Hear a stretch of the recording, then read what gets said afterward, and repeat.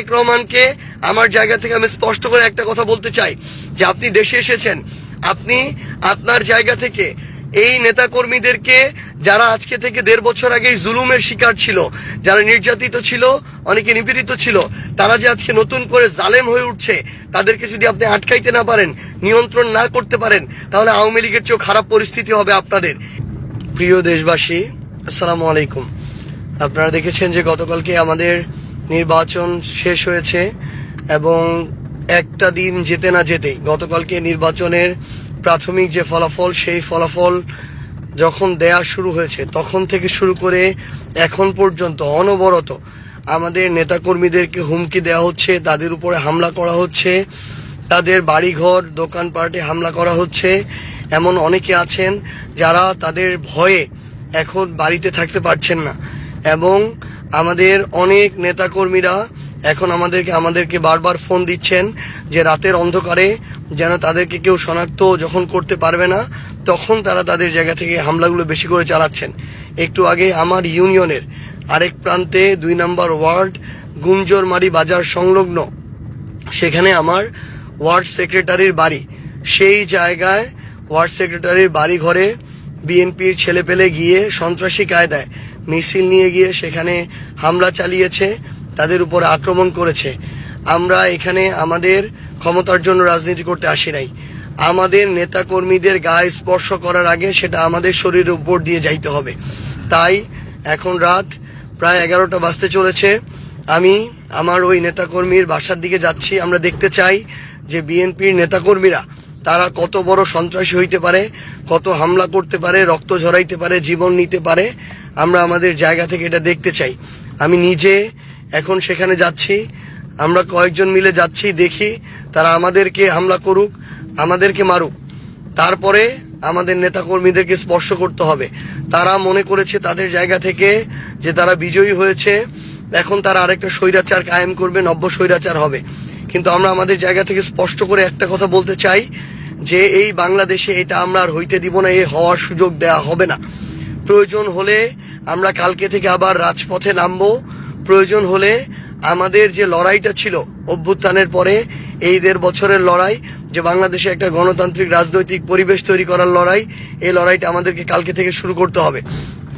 আমরা আমাদের সকল নেতাকর্মীদেরকে আমি আমার জায়গা থেকে স্পষ্ট করে বলতে চাই, 11 দলীয় জোটেরও আপনারা যারা রয়েছেন আপনাদেরকে স্পষ্ট করে বলতে চাই, আমরা আমাদের জায়গা থেকে শুধু আমাদের দলীয় রাজনীতিটা করি, আমরা মানুষের রাজনীতি করি।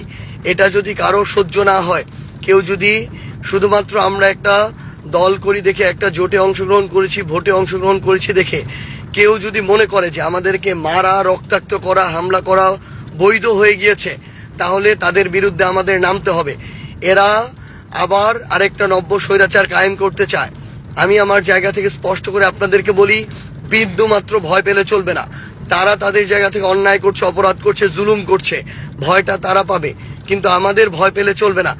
আমরা যেন মাথা উঁচু করে সম্মানের সাথে যে রাজনীতি করে আসছি, আমরা আমাদের জায়গা থেকে সেই রাজনীতিটা করে যাব।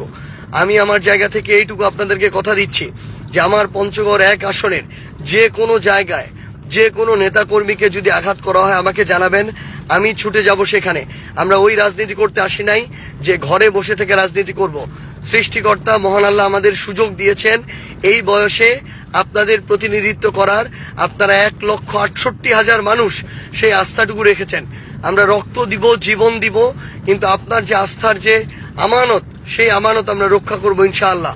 আমি আমার জায়গা থেকে এখন গুঞ্জরমারি বাজারের দিকে আসছি। সেখানে নাকি 2-3 জন নব্য স্বৈরাচার তৈরি হয়েছে, যারা মনে করছে যে তারা জিতেছে দেখে সেখানে তারা আরেকটা ত্রাসের রাজত্ব কায়েম করবে, দাসের রাজত্ব কায়েম করবে। তাদের কথা মতো মানুষকে উঠতে হবে, চলতে হবে, বসতে হবে। এবং তারা তাদের জায়গা থেকে মনে করছে যে কেউ আর অন্য দলের রাজনীতি করতে পারবে না। যারা শাপলাকলির ভোট করেছিল, যারা সার্জিস আলমের সাথে রাজনীতি করেছিল, তাদের আর বেঁচে থাকার অধিকার নাই। যারা এটা মনে করে তাদের বিরুদ্ধে আমাদের আরেকটা লড়াইয়ে নামতে হবে। এই লড়াইটা হচ্ছে আগামীতে নব্য কোনো স্বৈরাচার তৈরি না হতে দেওয়ার যে লড়াই, সেই লড়াই। আমি আপনাদেরকে আহ্বান করব, পুরো পঞ্চগড় 1 আসন সহ পুরো বাংলাদেশে আপনারা যারা আজকে আপনাদের উপর হামলা হচ্ছে, জুলুম হচ্ছে, নির্যাতন হচ্ছে, আপনারা রাজপথে নেমে আসুন। মনে রাখবেন, আমরা যদি একবার ছাড় দেই তারা মাথায় উঠে যাবে, তারা গলা চেপে ধরবে, তারা আপনার ঘর পর্যন্ত চলে আসবে, পরিবারের মানুষ পর্যন্ত চলে আসবে, তারা আপনার জান নিতেও বিন্দুমাত্র দ্বিধা করবে না। তারা বিগত 1.5 বছরে নিজেদের ভাইদের, রাজনৈতিক দলের সহকর্মীদের পর্যন্ত 150 থেকে 200 জনের জান নিয়েছে। আমার আপনার জান তাদের কাছে বিন্দুমাত্র মূল্য থাকে না। সেই জায়গায় আপনারা প্রতিবাদ জানান, ঘরে বসে থাকবেন না, বিন্দুমাত্র আপনাদের জায়গা থেকে ভয় পাবেন না। মনে রাখবেন, অপরাধ তারা করছে, তারা জুলুমকারী, তারা ভয় পাবে। আমরা তো কোনো অপরাধ করি না, আমরা আমাদের রাজনৈতিক দল করি, আমরা আমাদের জায়গা থেকে আমরা আমাদের নির্বাচনটা করেছি। তারা ভোটে ইঞ্জিনিয়ারিং করেছে, ভোট চুরি করেছে প্রশাসনের সহযোগিতায়। এই ভয় তো তাদের থাকবে, তাদের কলিজাটা ছোট থাকবে। আমরা মানুষের ভালোবাসায় বিনা টাকায় এই নির্বাচন করে এত ভোট অর্জন করেছি। তারা তো কোটি কোটি টাকা করে লুটপাট করেছে এতদিন ধরে, সেই টাকা খরচ করেছে। এখন আবার তারা যদি, আমরা যদি ছেড়ে দেই, তারা একটা লুটপাটের ভয়ের রাজত্ব কায়েম করবে, যেটা আমরা করতে দিব না। আমরা একসাথে মিলে সবাইকে নামতে হবে। যদি না নামেন, কয়েকদিন পরে আবার কথা বলতে পারবেন না মুখ ফুটে। আপনার যে স্বাধীনতা, ওই স্বাধীনতাটুকু আপনারা আর ব্যবহার করতে পারবেন না। কয়েকদিন পরে দেখবেন আবার আগের মতো আরেকটা ত্রাসের রাজত্ব কায়েম হয়েছে। এই জন্য প্রথম দিন থেকেই প্রত্যেকটা অন্যায়ের বিরুদ্ধে আমাদের একসাথে দাঁড়াইতে হবে। মনে রাখবেন, আমাদের এই রাজনীতিতে, এই পঞ্চগড় নয়, পুরো বাংলাদেশে আমাদের নেতাকর্মীদেরকে আমরা ছেড়ে যাব না ইনশাআল্লাহ। আমাদের রক্তের উপর দিয়ে, জীবনের উপর দিয়ে তাদেরকে স্পর্শ করতে হবে। আমি আমার জায়গা থেকে এখন গুঞ্জরমারিতে আসছি। আমাদের যারা ভোটার ছিলেন, নেতাকর্মী, শুভাকাঙ্ক্ষী, সমর্থক, আপনারা গুঞ্জরমারি বাজারের এখানে চলে আসুন।